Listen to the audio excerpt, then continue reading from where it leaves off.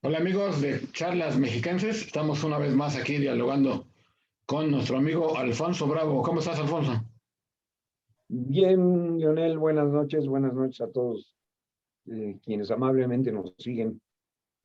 Muy bien, pues como habíamos estado platicando de temas del Estado de México, vamos a seguir hoy y hay precisamente una persona que ha querido colaborar con nosotros. Vamos a enseguida revisar una propuesta de tema que es muy importante. Antes recordar que hoy es 28 de julio del año 2021. Bueno, el tema ya lo habíamos medianamente tocado en diferentes momentos, Alfonso, que tiene que ver en principio con las finanzas municipales, ¿no? Y en un tema que va en paralelo es las deudas que existen ante la Comisión Federal de Electricidad, en este caso tanto de los municipios como de los gobiernos estatales. Entonces nuestro amigo nos preparó una pequeña nota, si me permites compartirla, y enseguida comentamos lo que Gamaliel nos ha dicho. Claro que sí, Lionel. Pasado mes de enero, la revista Forbes publicó un listado de los municipios que más adeudan a la Comisión Federal de Electricidad, destacando el Estado de México con 9 ayuntamientos, entre los que se encuentran Ecatepec, Texcoco, Chicoloapan, Naucalpan, Los Reyes La Paz, Acolma, Toluca y Nezahualcóyotl. Y es que dice el dicho, cuando veas las barbas de tu vecino cortar, pon las tuyas a remojar. Lo anterior, porque desde al menos 2016, Nezahualcóyotl viene arrastrando deudas con la CFE, la cual prácticamente le ha hecho manita de puerco al presidente municipal, Juan Hugo de la Rosa, en al menos 3 ocasiones al amagar con suspender el servicio de energía eléctrica, principalmente a plantas de bombeo y potabilizadoras, así como cárcamos. La primera vez, el alcalde dijo que no podían pagar porque no contaba con recursos para cubrir una deuda que se generó en otra administración. La segunda alegó recortes presupuestales por parte del gobierno federal y la pandemia provocada por el COVID-19. Y en la más reciente dio los mismos motivos, solo que no habló de las millonadas que se gastó para promover a su candidato, que dicho sea de paso, salió del PRD igual que él, y ahora participó bajo la bandera de Morena. El problema apunta a que la CFE ya no hizo advertencias, sino que ya actuó, pues desde el pasado 23 de julio, al menos 2 colonias de Nezahualcóyotl no han recibido el suministro del vital líquido, sin que hasta ahora el municipio se haya pronunciado al respecto, ni siquiera los regidores de la oposición. Es por ello que si los demás municipios que le deben a la CFE no han llegado a acuerdos para cubrir los adeudos, vayan buscando la forma de hacerlo, porque los perjudicados vamos a ser como siempre los ciudadanos en medio de una pandemia que aún no termina. El pasado mes de enero, la revista Forbes publicó. Bien, como bien nos dice nuestro amigo Gamaliel, a quien le agradecemos, por supuesto, esta colaboración que ha hecho aquí con las Charlas Mexiquenses en nuestro canal de Contraargumento. Este es un tema delicado que no solamente tiene que ver con cuentas de una libreta de un contador, sino que como él explica en el caso particular de Nezahualcóyotl, y vale la pena focalizar en lo particular para de lo particular ir a lo general, dice él, este problema que tiene el municipio con el gobierno tiene implicaciones directas porque al no haber energía eléctrica, en particular refiere él, ahí en 2 colonias de Nesa, dice, se afecta la operatividad de las máquinas porque no hay dinero, perdón, no hay electricidad para que todos los mecanismos que tienen que ser para generar el agua para estas colonias les llegue a la gente. En consecuencia, como dice él, esos problemas de adeudos con la Comisión Federal de Electricidad que han crecido y crecido y crecido, pues resultan en perjuicio de no solamente las arcas municipales y la libreta del contador, sino ya de la población en general. Y como bien lo dice él, este tema, Alfonso, atiende a prácticamente todos los municipios del país, del estado. Es Chalco, nombre Elche, Malhuacán, Iztapaluca, Nesa, La Paz, Texcoco, Tultitlán, Zumpango, Izcalli, Valle de Chalco, Toluca, en fin. Es un tema delicado. Finanzas, dinero, CFE, agua, problemas para la gente. ¿Cómo ves este tema, Alfonso? Ya lo veníamos analizando desde diferentes puntos del tema de las finanzas municipales que verdaderamente están en crisis, no solo por las condiciones de este momento, sino por las condiciones de, yo las llamaría de impunidad, con las que se han manifestado algunas administraciones que trasladan los adeudos, administración tras administración, sin solucionar el tema. Yo creo que es un tema delicado, porque no solo afecta el tema del abastecimiento de algunas de las instalaciones municipales, sino de los recursos principales. ¿Cómo puedes hablar tú de seguridad cuando estás afectando todo el sistema de alumbrado público que el municipio no está queriendo solventar, no está queriendo sustentar? Y los demás servicios, no solo en el término de lo que tú puedes conectar la energía eléctrica, sino los procesos municipales, las recolecciones de basura, los equipamientos para dar seguridad, todo este esquema que se ve perjudicado simplemente, primero, por la negligencia municipal. Yo creo que tenemos un problema grave que no se ha querido meter mano desde hace tiempo, pero yo te diría, ojalá y fuera el único. Tú puedes constatar en este momento los adeudos que los municipios tienen con el ICEMIN, que trasladan. Entonces, ¿qué sucede con el usuario del ICEMIN de todos los municipios? Que no puede ir el usuario a reclamar un servicio, porque antes tiene que llevar una hojita que constate que el municipio ya pagó. Y esto no sucede en los municipios más pobres, sucede en la generalidad de los municipios del estado. Y esto es simple y sencillamente uno de esos temas que la Cámara de Diputados ha dejado de vigilar y a través del organismo de fiscalización de la legislatura, ¿no? Entonces, los anuncios, los costos, los adeudos se van trasladando y finalmente llegan no solo a la suspensión del servicio, sino le quieren pagar a la compañía con terrenos propiedad del municipio, ¿no? Es decir, enajenando patrimonio municipal. Yo la veo desde ese lado. Fíjate que hay, según la información que recabamos del propio CFE a través del Instituto Nacional de Acceso a la Información, fíjate que dice que solamente hay 37 municipios del Estado de México que están libres de deuda con la CFE.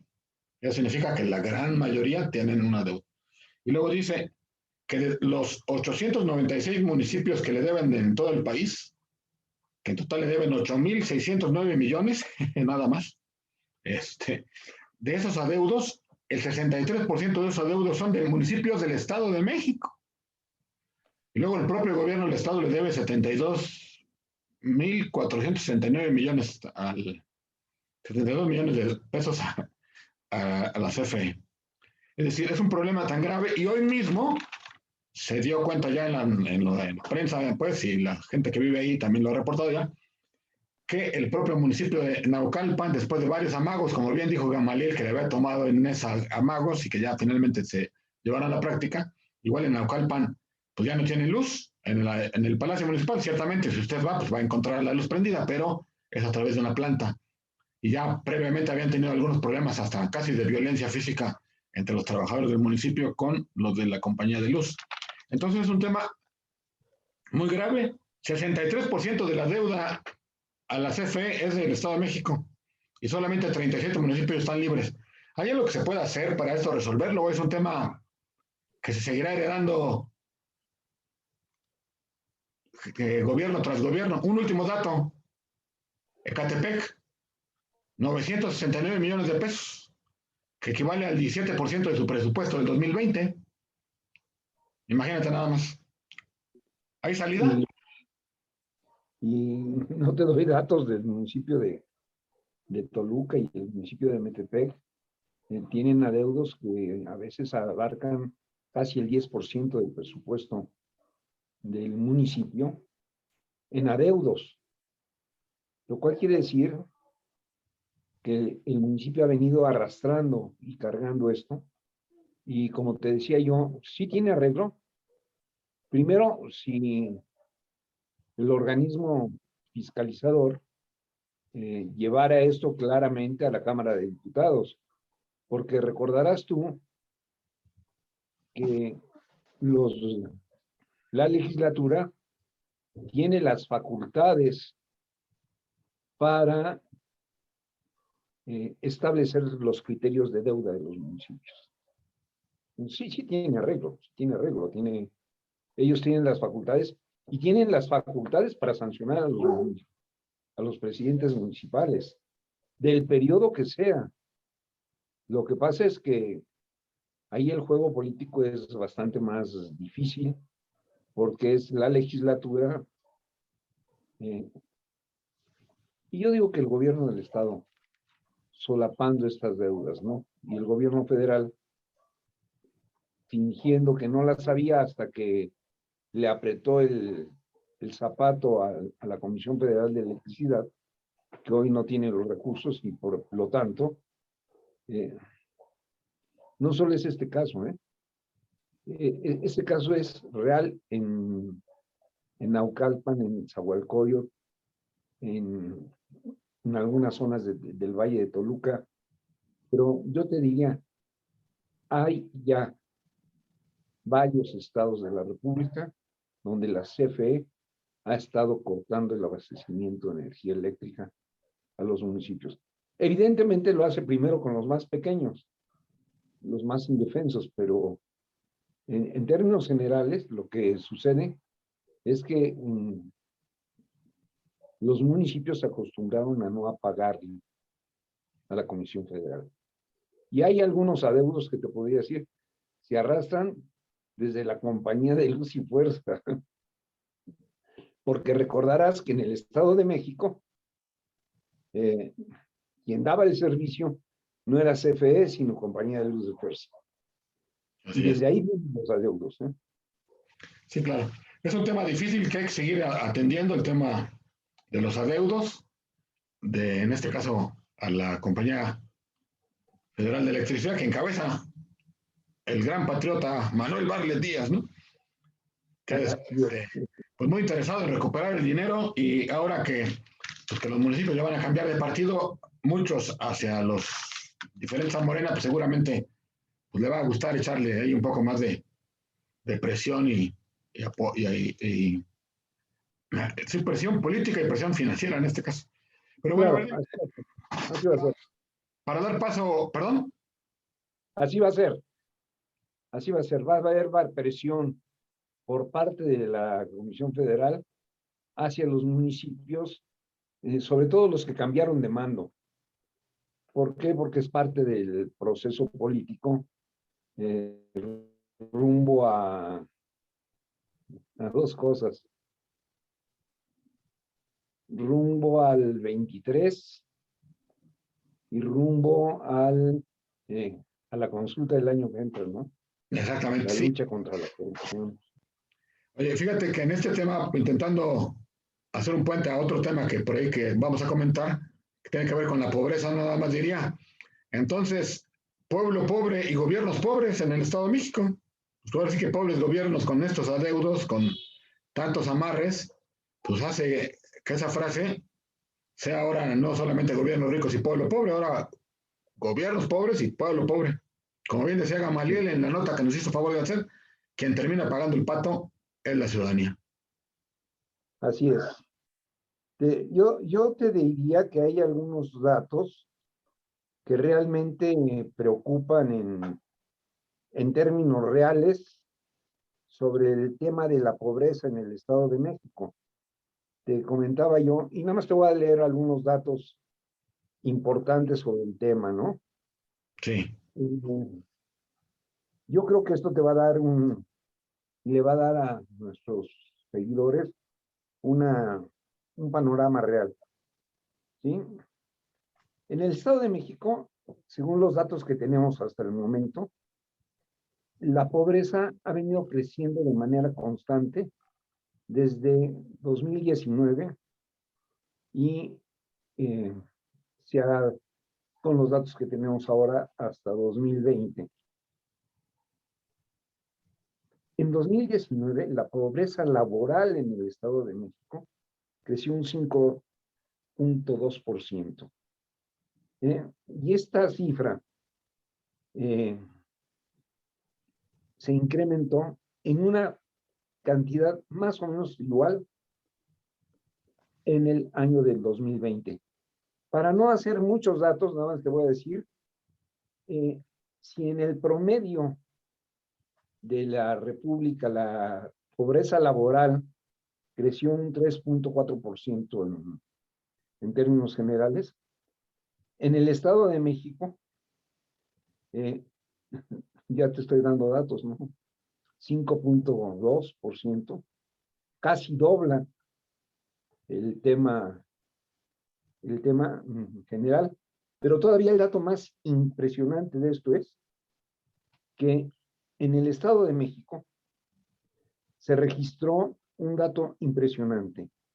En 2019 teníamos un 36.8% de pobreza laboral y hoy tenemos un 42% de pobreza laboral. Déjate tú. Yo creo que estos datos te van a dar muy claramente un tema de la situación de pobreza en la que se encuentran grandes núcleos de la población en el Estado de México, y a partir de estos núcleos puedes entender muchos de los problemas que tenemos también en seguridad en el Estado de México. Pero yo me iría a un tema interesante. Según los datos que se tienen del INEGI, el poder adquisitivo disminuyó en el Estado de México casi en un 3.5% durante el año pasado. Si esto lo agravas a los problemas de la pobreza, te voy a decir que el tema de pobreza es más grave, porque no solo es el que tengamos más pobres y hayan crecido el número de pobres, sino que los pobres tienen menos. Este es un tema delicado. O sea, no puedes atacar a la pobreza y decir que la pobreza es tu estandarte, tu prioridad, y no entender que no solo se trata de tener condiciones para que los pobres disminuya el número de pobres, sino que disminuya la pobreza de los pobres.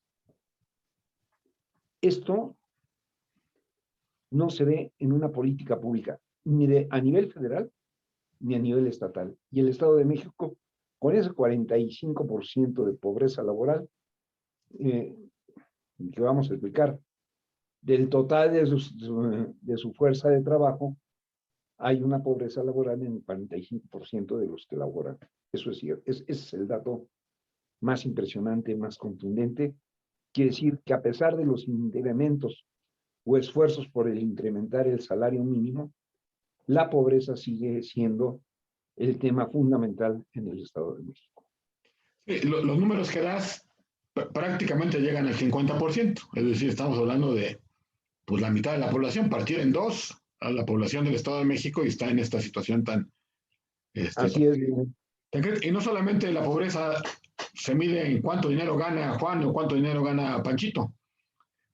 Además, obviamente, es muy importante el ingreso directo, pero también tiene que ver con las condiciones sociales, ¿no? La pobreza tiene que ver con un rezago educativo bárbaro que hay en muchos de nuestros municipios. que no hay acceso a los servicios básicos como los de salud, ¿no? Obviamente, pues, si la gente no está trabajando, no está en el seguro social, pues no tiene seguro social. Hoy que ya no hay seguro popular y que está este famoso Insabi que nomás no termina de arrancar, ¿no? La pobreza también es triste, es muy triste. La pobreza tiene que ver también con la falta de alimentación de la gente, ¿no?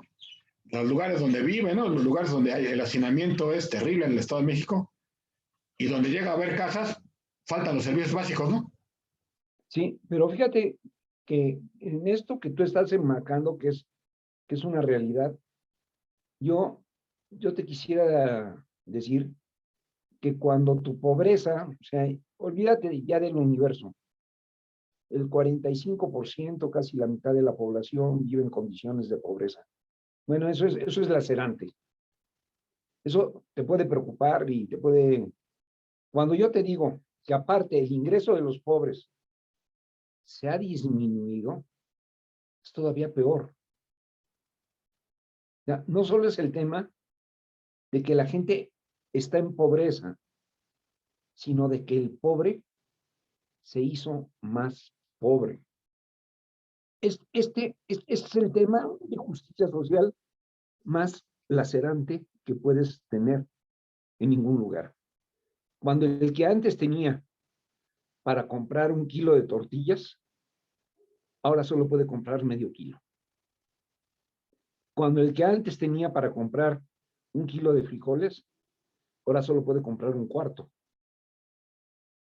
Y yo quiero que quien nos escucha entiende el problema, no solo de que hay pobres, sino que los pobres pueden hacerse, en una palabra que muy poco usamos, miserables.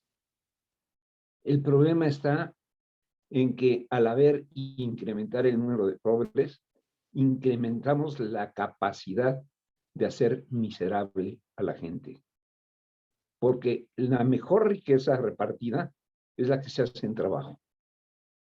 Y el otro tema, más grave todavía, que quizás no se entiende ahorita, pero yo creo que hay que decirlo muy claramente. El artículo más caro que hay en la vida, el producto más caro que te puedas imaginar tú en esta vida, es el que no puedes comprar, aunque valga 1 peso. Ese tema en la población del Estado de México, con esa pobreza laboral, que quiere decir que la mitad de su fuerza o de su población en posibilidades de trabajar no está trabajando, es decir, la población económicamente activa, ¿eh? Repercute en cientos de hogares en el Estado de México. Y no hay programas o políticas públicas en el Estado de México enfocadas a eso, ni desde el Estado, ni desde el gobierno del Estado, ni desde los gobiernos municipales. Porque al final de cuentas, y esto, fíjate cómo enlaza con el tema de la luz y el tema de la seguridad social y estas otras cosas. Porque el tema final es que lo que está sucediendo es que los municipios no tienen capacidad de crear por sí mismos fuentes de trabajo, porque les cae sobre ellos una maraña de regulaciones que vienen desde la autoridad federal hasta la autoridad estatal y que deja al municipio con poco margen de capacidad para poder, por su propia iniciativa, convertirse en un promotor de empleo. Esto no ha sido atacado en los municipios, y si te fijas en los programas y los proyectos de las administraciones pasadas y de los que se postularon ahora, no tienen ningún efecto sobre la capacidad de generación de empleo. Te hablan de simplificaciones, pero no te hablan nunca de proyectos y programas que puedan generar. ¿Y por qué no te lo hablan? porque esas facultades están fuera de sí, porque esas facultades están en los legisladores y esas facultades están o en el gobierno federal o en el gobierno estatal.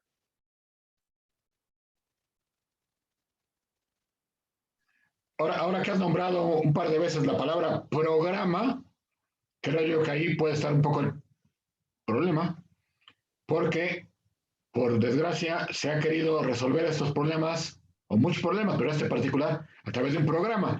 Y que es un programa, una actividad que planea el gobierno municipal, estatal o federal y que dura, no sé, 1 año, 2 años, 3 años, 4 años, según sea el caso, pero no se convierte en una política que sea transversal, dijéramos, ¿no? A las administraciones y que no sea solamente un programa. Porque tristemente los programas que dicen, es que hay muchos pobres, entonces vamos a regalarles tortillas, ¿no? Por seguir el ejemplo que tú decías para que les alcance. Y le vamos a dar medio kilo de tortillas a 1,000 familias de Ecatepec. Pues eso aguanta y dura hasta que el que la promovió cree que se puede y va a abarcar 20 colonias, 30 colonias y les va a dar su medio kilo de tortillas durante 2 años y medio. Pero la gran pregunta es esa familia que ya no, antes compraba 1 kilo, como dices tú, ya compraba medio kilo, el gobierno le da ese medio kilo, pero pues no termina saliendo de ese hoyo, ¿no? O de ese grave problema. Ya lo había comentado alguna vez, dialogando con uno de los expresidentes municipales de Nesa, me comentaba que uno de sus grandes broncas que había tenido con López Obrador era que luego de haber sido muy exitosos sus programas de abasto popular a la gente allá en Nezahualcóyotl, habían encargado a una universidad que les estudiara y le dijeran, bueno, llevamos 15 años repartiendo despensas todos los días en las esquinas del municipio a mucha gente, queremos saber cuántos han salido de la pobreza a la universidad. Pues la universidad se puso a investigar y decía el presidente municipal, la respuesta fue 0. No sacaron a nadie de la pobreza. A todos les dieron mucho apoyo. Todos dijeron, ay, gracias por haberme dado mi despensa la despensa básica que me salía más barata aquí que en la tienda. Pero el propio alcalde dice, reconozco que no sacamos a nadie de la pobreza, incluso hoy, como bien dices tú, muchos de esos siguen igual, siguen peor o extremadamente peor, que son pobreza extrema. Y lo peor, dice, no alcanzamos a meterle a la gente una mentalidad, si ya no empresarial, a grande escala, una mentalidad de trabajo sin depender del gobierno, decía él, ¿no? Más allá de generar una gran empresa, lo que provocábamos, decía él, es que la gente dependiera de nosotros para poder comer o poder tomar las necesidades básicas. Fíjate que hoy vi una caricatura, no sé de quién, pero hoy la vi, en la que está el papá de Homero Simpson reunido con varios niños y dice, les platicaba, y yo creo que te vas a acordar de esto, decía, dice, en mis tiempos, cuando alguien era un vago, le decía que te mantenga el gobierno. Sí. Dice, nunca pensamos que esto se iba a volver realidad. Entonces, eso es lo impactante del caso, ¿no? O sea, la pobreza, lo sabemos, no se soluciona con programas asistenciales.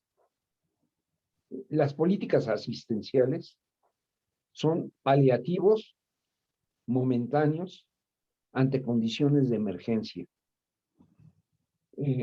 Las políticas públicas, que yo creo que esto es lo que le falta a las administraciones, se ven limitadas en un proceso de planeación que clarifique muy bien qué es lo que deseas combatir. Y lo que nosotros necesitamos combatir no es a los pobres, no es la pobreza en sí. Necesitamos combatir la falta de empleo. Y para eso necesitamos políticas públicas que incrementen criterios tan babosos, tan tontos, porque así deberíamos ser como criterios de seguridad, ¿no? Como criterios de servicio. ¿Cómo la gente puede salir a las calles si no hay seguridad? ¿Cómo la gente puede establecer empresas si están en riesgo el establecimiento. Y te voy a decir, en esta época de crisis, si lo puedes ver, te voy a platicar, cuando yo era pequeño, hace muchísimos años, se empezaban a construir las pirámides. En ese momento, la tortilla, y no me voy a meter en la historia de la tortilla, pero te voy a decir que la tortilla, como nosotros la conocemos, es bastante más moderna de lo que nos imaginamos. Ibas tú a comprar las tortillas y habría un gran comal. Y ahí se hacía la masa de nixtamal y iban echando las tortillas. Quiero decirte que hace 70 años las tortillas eran todas hechas a mano.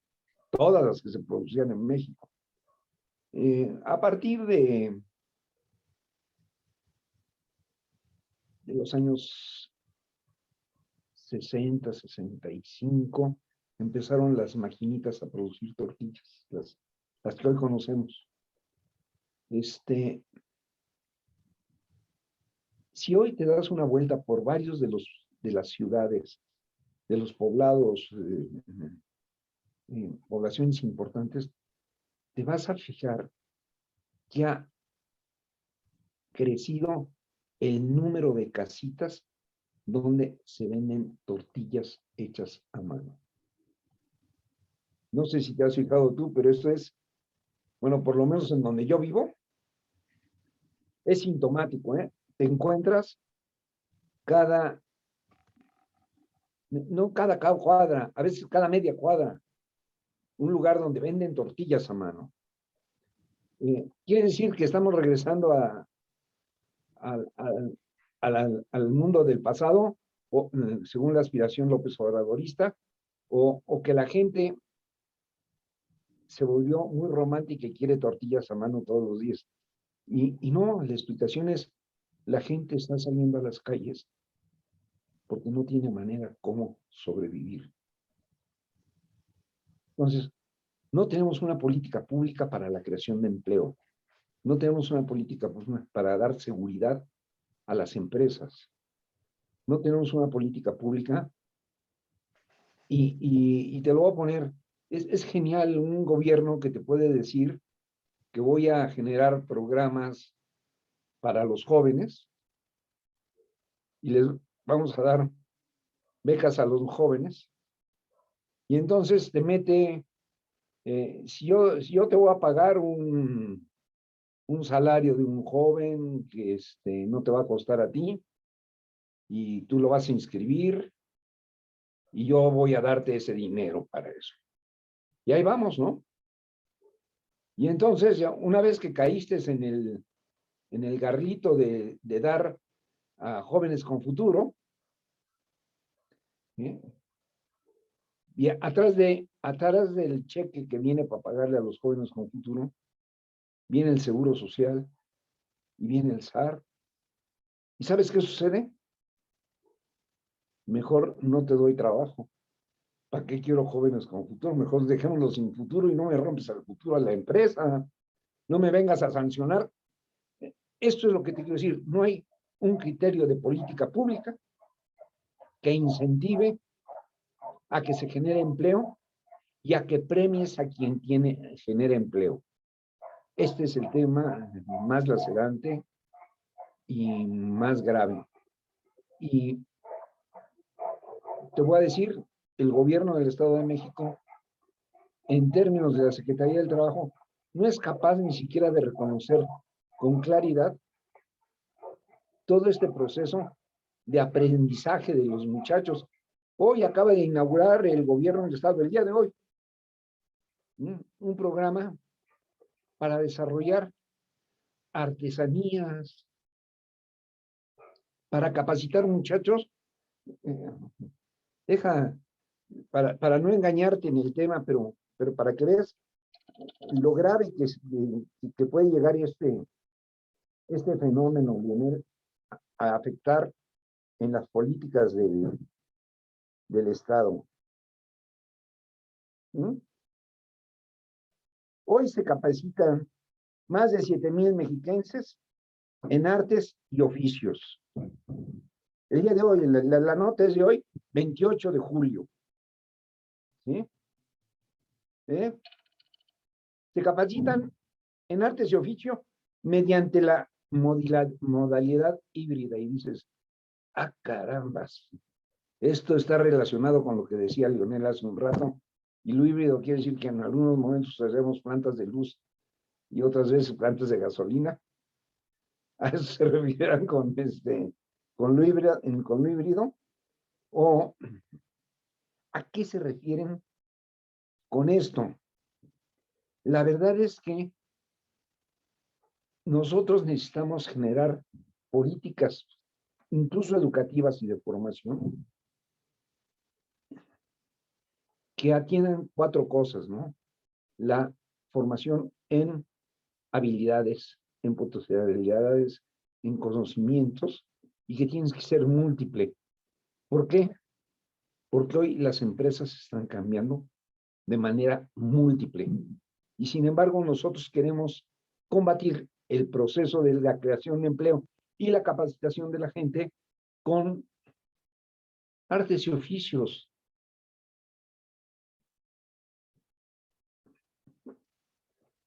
Yo pienso que una de las cosas que hay en estos programas es que hay un miedo a, ¿cómo podríamos llamar? A un cambio de paradigma, digamos, ¿no?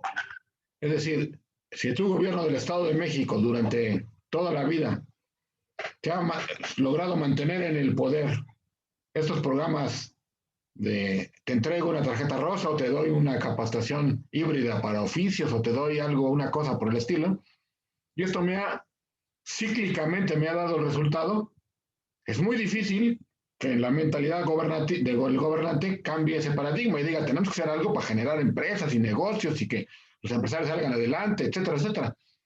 Entonces, creo yo que la generación de políticos, en este caso el gobierno del Estado, llamemos así del PRI o del sistema, es muy difícil que cambien ese paradigma, ¿no?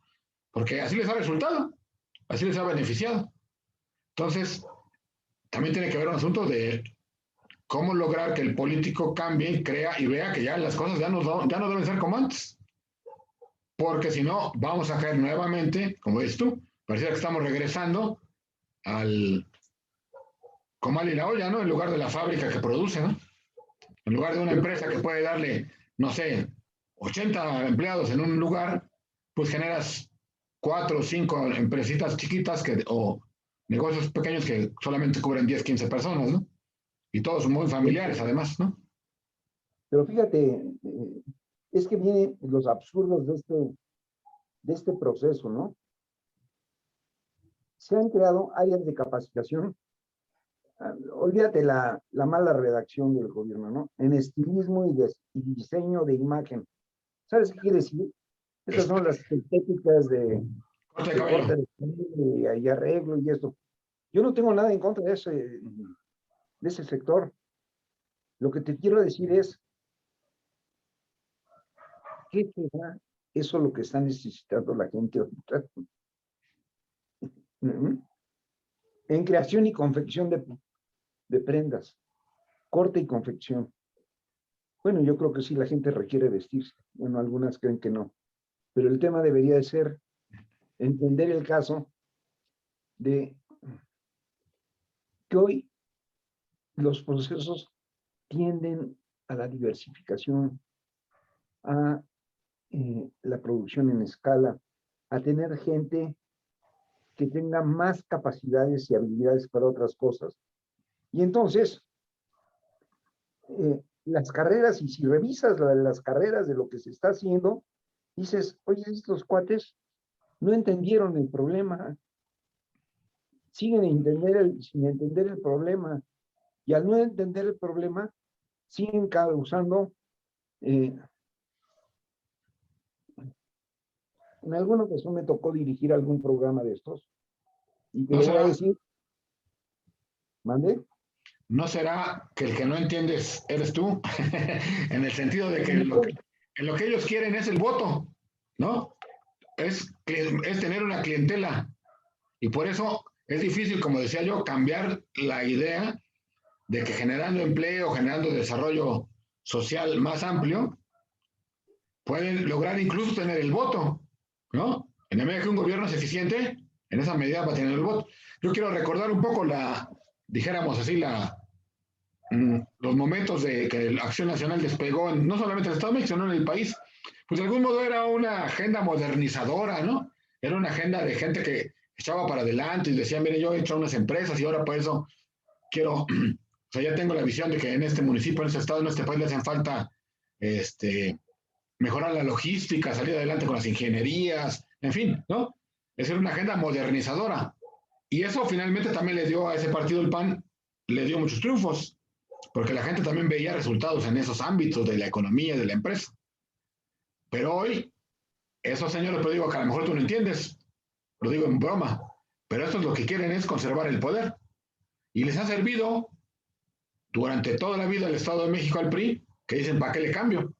Sería arriesgado, fíjate lo que yo digo, podría asegurarlo, sería arriesgado para el gobierno de Alfredo del Mazo cambiar hoy ese paradigma y hacer una cuestión de fondo como tú sugieres.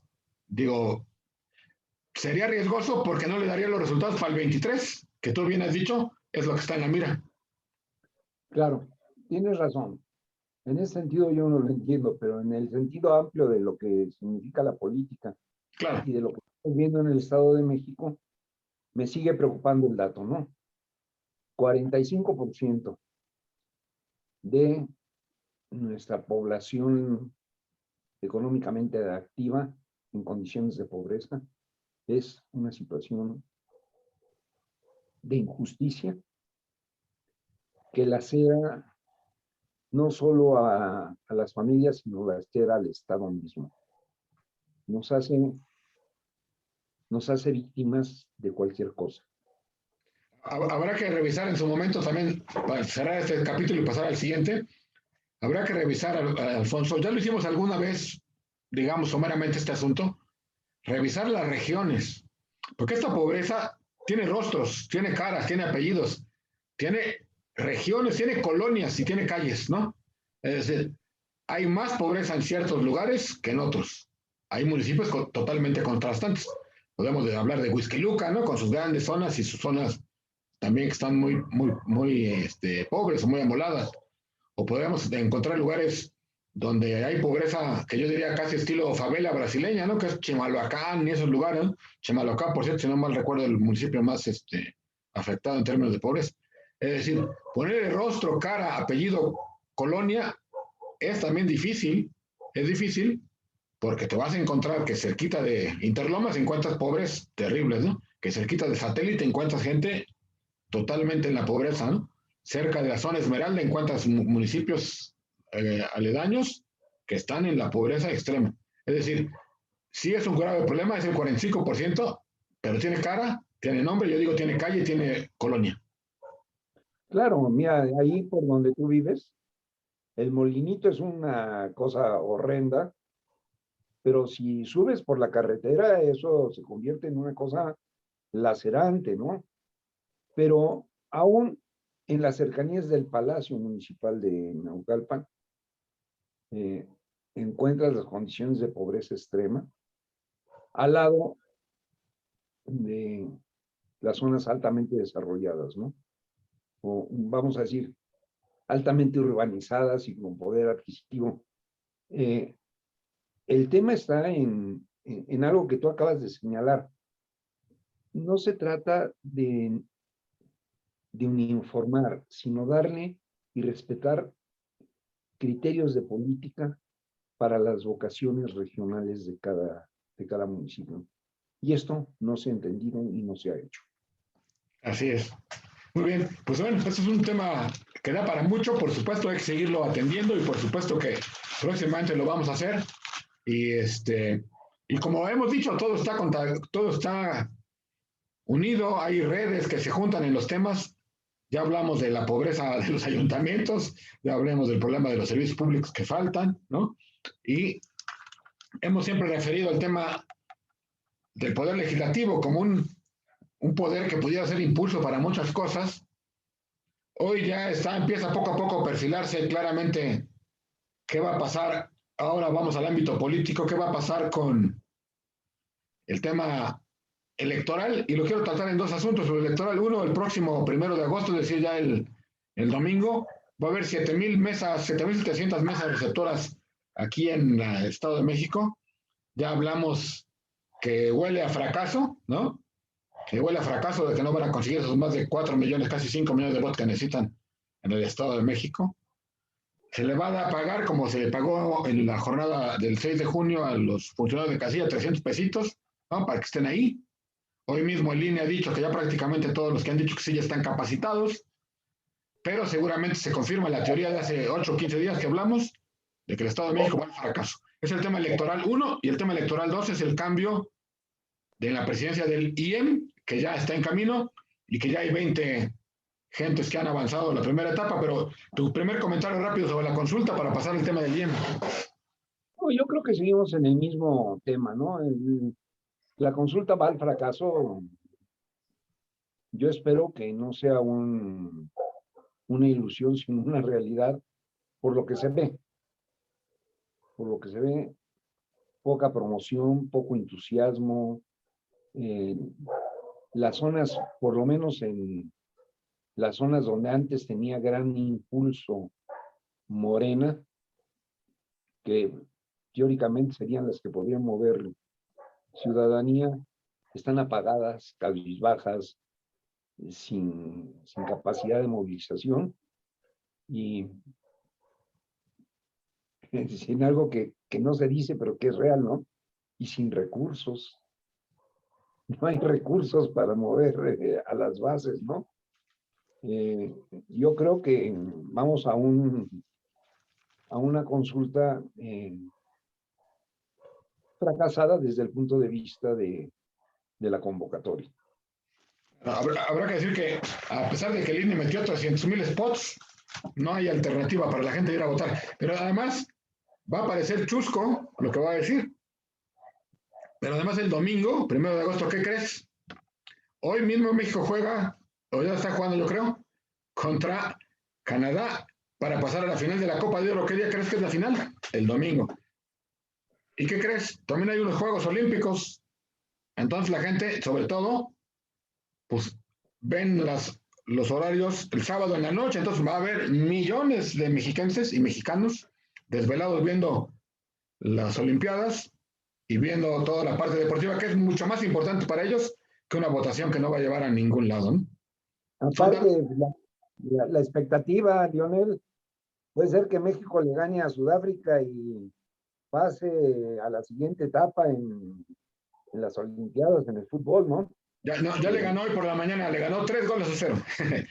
Bueno, pues, hoy están jugando la semifinal de la Copa de Oro. Creo que es un torneo no tan grande, pues como sea, es más importante que la consulta, ¿no? Es más divertido que la consulta. En la consulta ya sabes quién va a ganar. Acá en el fútbol puede ser que se tropiece el jugador y pierda, ¿no? Pero, en fin, a lo que voy, que hay otras cosas, además de lo que ya dijiste, financiero, político y estratégico, que está en contra de esta consulta. Pero bueno, en fin. Oye, el otro tema. ¿Mande? Yo creo que vamos a un fracaso en la consulta, pero yo volvería, por cómo está redactada la pregunta, y sería una reflexión, por si alguien tiene todavía la tentación de participar en ella, de referir que la manera en que está redactada para sancionar las políticas públicas del pasado y sus posibles víctimas, en el sistema político mexicano se hace una consulta cada 3 años para cambiar al poder legislativo y sancionar a esos actores políticos, o cada 6 años para cambiar al ejecutivo y se hace una sanción. Esto es lo aberrante y por lo cual yo creo que va a ser un fracaso la consulta. Sí, es un fracaso nacional y un fracaso en el Estado de México. En fin, oye, en el IEM hay 20 mujeres, 20 personas que ya pasaron la primera etapa, que era presentar un ensayo y que era un examen en el Coneval. Y bueno, como ahora es el tema de la mitad y mitad, pues son 10 hombres y 10 mujeres, aunque recordando un tema de la semana pasada, nada más faltaría que alguno de estos dijera, no, yo ya no quiero ser hombre, hoy ya quiero ser mujer, ¿verdad? Para que le tocara más posibilidades, que por cierto ya se publicó, si no tengo mala información, ya se publicó aquella agenda del cambiar de sexo más rápido que las placas. En fin, quedan 20 personas, perdón, 10 hombres, 10 mujeres. Hubo 70 agentes que se apuntaron y creo que hay algunos perfiles interesantes. Simplemente menciono al primero para que tú le sigas con la información que tengas. Jessica Rojas sacó 8.4 de calificación. Las mujeres sacaron más puntos que los hombres. Fue primer lugar femenino. Pues y sobre todo porque las mujeres ella sacó 8.4 y el que la siguió, que fue hombre, 8.3, o sea que va por arriba, ¿no? Sí, quedó en primer lugar. Ella es una ex académica de la universidad. Tiene una ONG que se le llama Tendiendo Puentes y participa en el famoso Parlamento Abierto también, pero bueno, creo yo que es un buen perfil. Segundo lugar, Luis Fernando Mejía, que es un vocal de la Junta Ejecutiva del Lerma. Arturo Tapia, que viene de Hidalgo, bueno, que tiene trabajo en el INE de Hidalgo como vocal. Y luego la otra mujer, Abigail Noyola, que es de Guerrero también. Y luego aquí viene un dato bien importante. Diego Antonio García Vélez, 7.87, que es asesor de la presidencia del IEM desde hace 7 años. Y por último, en este primer bloquecito de 3 y 3, Ana Vanessa González Deister, consejera del INE de Domex y ex trabajadora para el Citibank. A ver, Leonel, me voy a ir por una lista diferente. No voy a hablar de los nombres. En los hombres, uno fue vocal del INE en la Junta Distrital en Lerma. El otro viene del estado de Hidalgo. Sí. El otro fue secretario del presidente anterior. El otro trabajó en la formación del Instituto Electoral de la Ciudad de México. Fíjate lo que estoy diciendo, hasta este momento, de los candidatos, 2 de ellos, de los hombres, vienen de fuera. Luego viene Mauricio, que es de Zacatlán, ¿no? Otro de Coacalco, otro del Poder Judicial de la Federación, el INE en Naucalpan, otro de la Zacatlán, y finalmente otro que viene del INE. ¿Sí? Y la primera observación te diría es, está muy bien, son funcionarios capacitados en los procesos electorales, no voy a meter más allá, pero como que vienen demasiado de fuera, ¿no? Para el Estado de México. Y en las damas, la situación no cambia. Está Jessica, que creo que es un buen perfil en ese sentido. Luego viene Abigail, que viene de Zihuatanejo. Sí, de Guerrero. Luego viene Vanessa. Luego viene una asesora. Fíjate, todas ellas son asesoras o participantes de consejeros electorales. Viene otra de Teotihuacán. Viene otra de la dirección de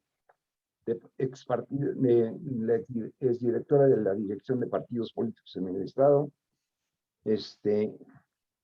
Otra que viene de la Secretaría de Vinculación del IEM, y otra que viene de la Junta Local del Estado, y otra que fue la secretaria particular de la anterior secretaria de Turismo, con Erubiel. Entonces, bueno, esos son los 20 personajes, sin meterme en los nombres. Primero, como que en el sector femenino, todas vienen de haber trabajado como asesoras, directoras, acondicionadas, o con consejeros o padrinazgos dentro del Consejo del IEM. Sin haber ninguna valoración, nada más simple y sencillamente, esos perfiles son los que se presentaron ahí. Cuando revisamos por primera vez este tema aquí en las charlas mexiquenses, aquí en Contraargumento, te has de acordar, comentábamos que había estado bien, perdón, que en el Consejo General del INE no decidieran por ninguno de los que estaban ahí los que habían calificado y que terminaron 2 damas y que finalmente decidieron que no. Y tú comentábamos aquí en la charla mexiquense que como que los perfiles de los que se habían apuntado, como que nada más era un juego para pasar esa etapa.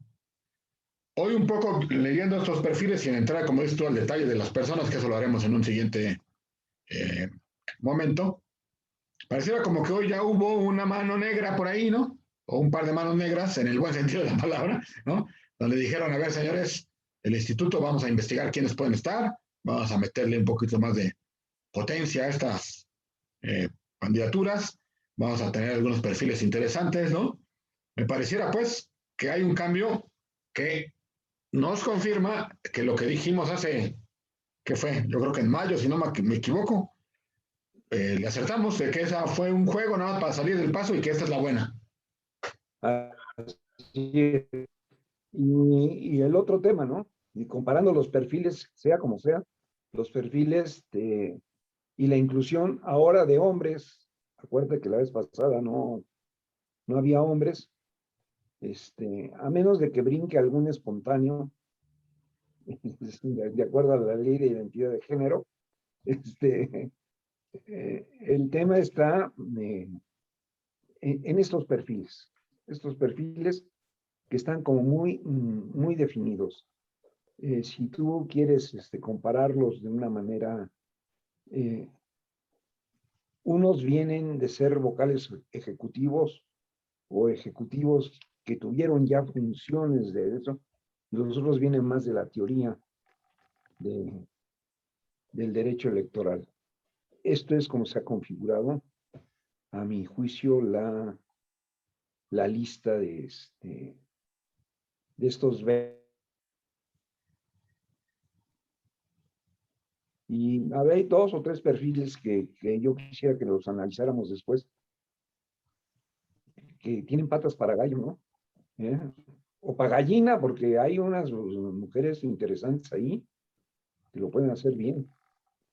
Claro, digo, siempre, como en el medallero olímpico, siempre el que queda en primer lugar, pues es un poco el que jala más la atención y dices, bueno, ¿qué habilidades o qué características tiene esta dama, ¿no? Entonces, yo creo que vale la pena revisar también qué hizo que hay un ensayo por ahí, ¿no?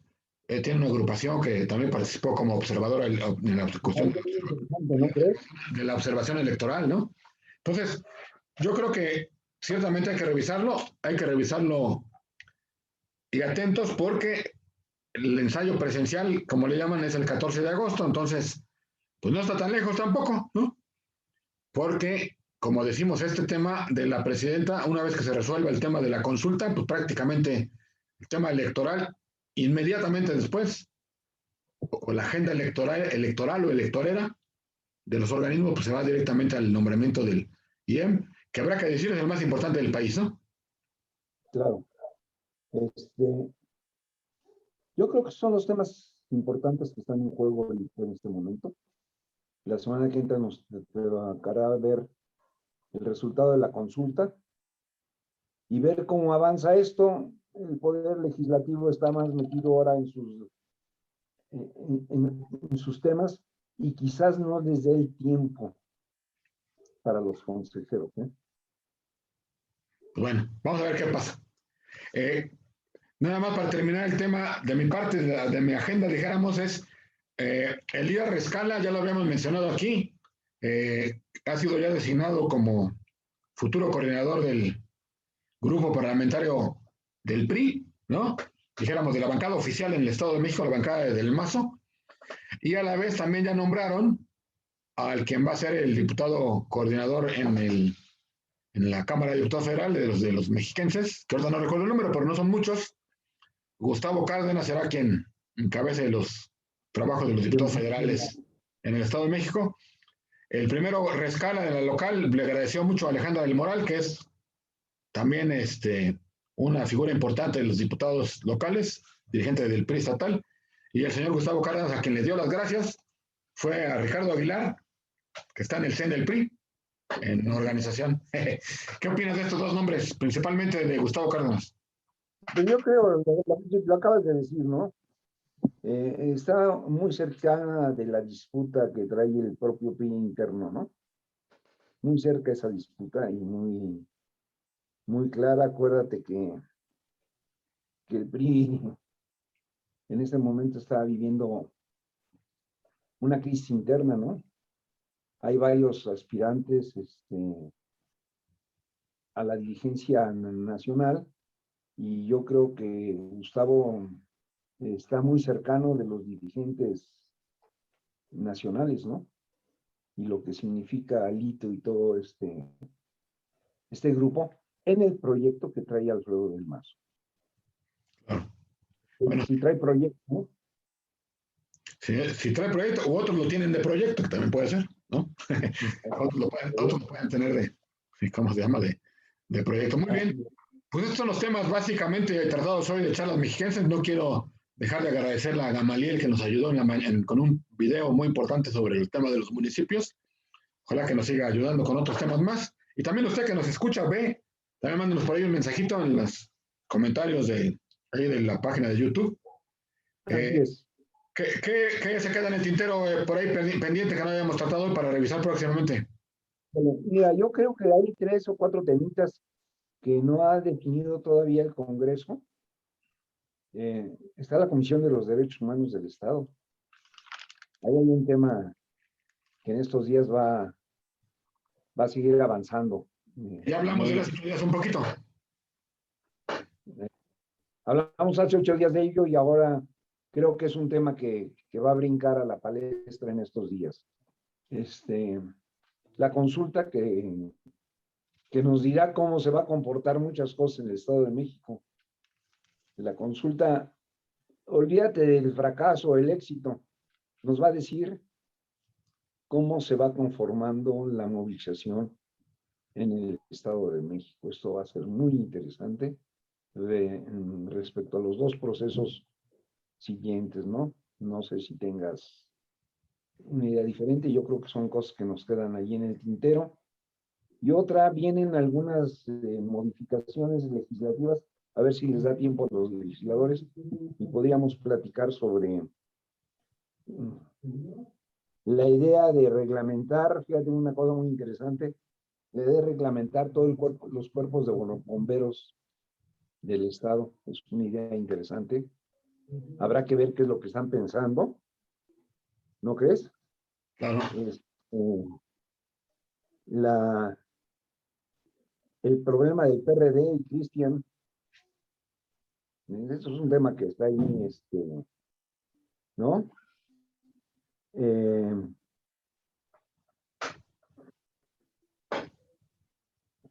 Creo que todavía no podemos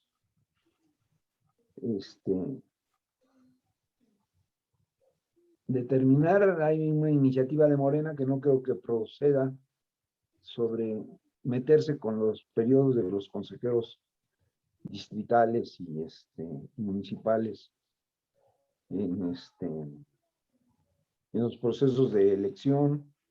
En fin, son temitas que están y que van a surgir sobre la siguiente semana. Fíjate que hay un tema que hemos dicho que le vamos a dar seguimiento un poco más por la importancia que tiene, y yo creo que el tema del nuevo rector, ¿no? En la UAM, Carlos Barrera, ¿no? Creo yo que han empezado a dar pasos importantes de ciertas cosas que vale la pena darle seguimiento ahí a la universidad. El tema universitario, ya en su momento hablamos de los problemas en la UNAM, de las diferentes facultades que hay acá básicamente el Valle de México. El tema del académico universitario también es muy importante a seguirlo. No es de grandes luces o de grandes titulares de la prensa, pero es un tema que hay que seguir, lo que se hace en este mundo de la academia. Yo creo que el rector, lo poco que sabemos hasta este momento, no está resultando mala ficha. Yo creo que está metiendo algunos correctivos al interior de la universidad y eso habría que analizarlo. Podríamos dedicarle un tema completo a eso. Muy bien. Pues bueno, pues ahí le dejamos hoy 28 de julio. Gracias a todos los que nos escuchan, nos ven. Gracias, Alfonso. Nos vemos pronto. Nos vemos. Hasta luego.